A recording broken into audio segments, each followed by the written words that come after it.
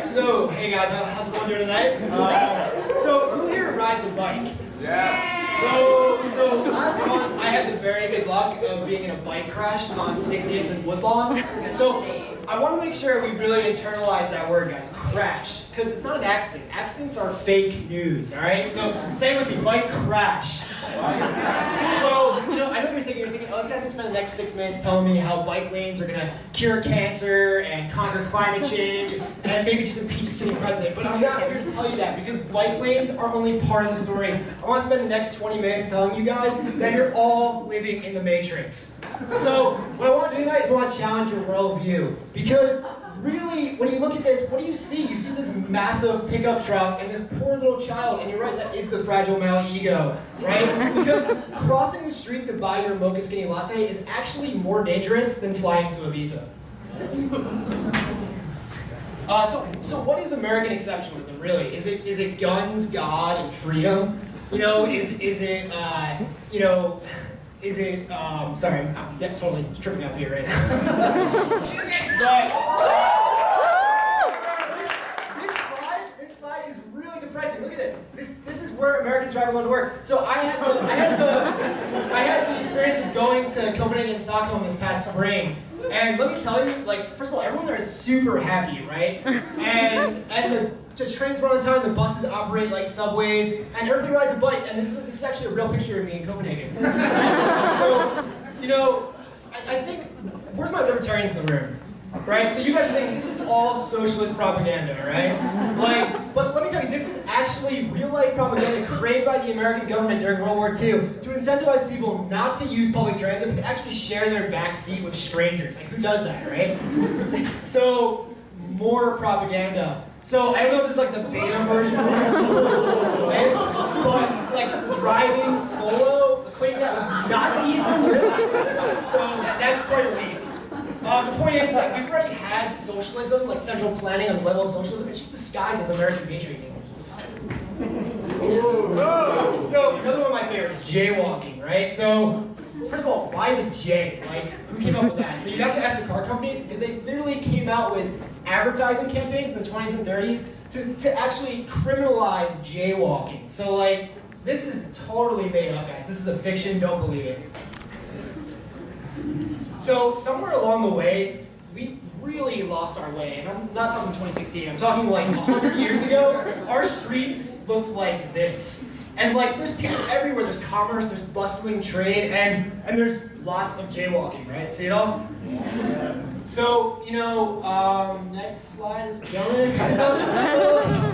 Where is this? Is this Alpharetta, Georgia? Is this Montgomery County, Maryland? It could literally be anywhere. Cars enable us to live far enough away from our jobs that we get to spend 2 hours of our day every day sitting in traffic to get to our workplace so we can pay for that car. Not to mention the car sits in a parking lot for 6 hours collecting bird poop and old CD record sleeves. So this is what I'm really trying to say tonight, is car culture is literally eating the world. If you guys didn't get enough of Vin Diesel back in 2001, you can literally look forward to the next Fast and Furious coming out every 2 years for the next 18 years. And then you get to see Dwayne Johnson and Hobbs and Shaw. I think it's 2018, right?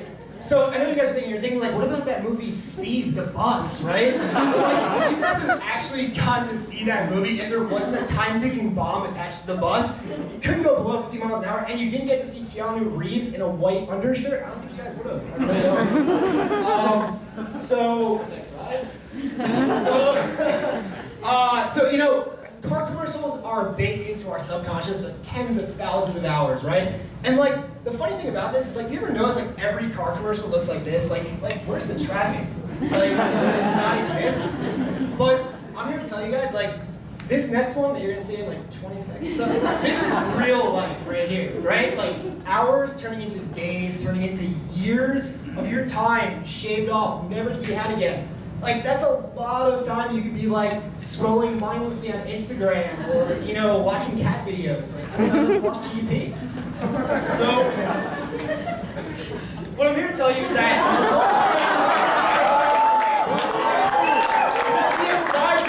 equilibrium. You can see right here, these are infinity signs. Positive infinity. How do you do any better than that? You can't. Excluding New York City at 11 a.m. on Tuesdays. But that's the magic equilibrium, guys.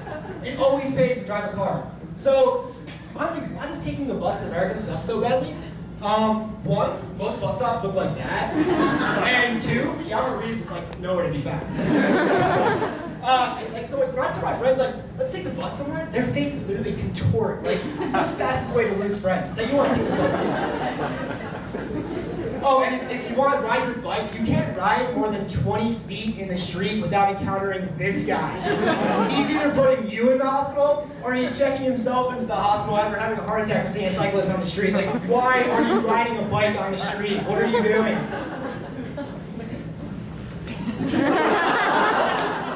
So, what about this fancy new gadget? E-scooters, right? They're gonna save the world. They're gonna conquer climate change. But do you guys realize what you're up against? This is a plaintiff filed against the city of Minneapolis. Look what it's saying: appropriate the public commons for their own profit for their recreational adopted scooters. Like, what do you guys think scooters are? Like cars, really? So, if you really want to see something in action, go to a city council meeting. Better yet, go to a city council meeting where they're debating a possible agenda item that's going to result in the removal of parking spaces. People will go medieval on your ass. For sure, like burned at the stake. So, to conclude, we're all living in the Matrix. And Keanu Reeves clearly proves it. He's on New York City subway right here. And I just want to say, you guys can take the blue pill. You can continue to live in your car-centric world. Or you can take the red pill, stay in public transit land with me, and see how far we can go. I just want to say, I'm offering the truth tonight, guys, and nothing more, so thank you so much.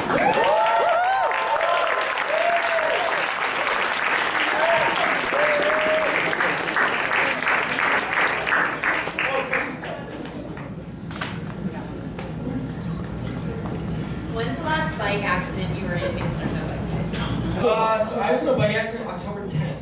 Oh my god, I was 10. So I got 9 stitches. I asked to get 10 stitches, but they wouldn't give it to me, so. So we're 10. Okay, follow up. Wait, I just said follow up. Where are your shoes? Oh, right. I guess it's in. Are you a member of Numtots, my favorite leader? Yes, I am. In fact, multiple of my slides are from Numtot. What about Numtinder? You just made my mind explode. It's like Tinder for Numtots. That sounds amazing. No. You want to do it? Sorry. Well, define the Numtot. Yeah. So actually, what's the acronym? It's new urbanist memes for Yes. transit-oriented teens. Great transit memes. Have you ever organized a bar crawl using public transportation? Because that will get your friends. I have not, but It's a lot of fun. everyone in this room should do that too. Yes, you love riding the bus. It's a lot of fun.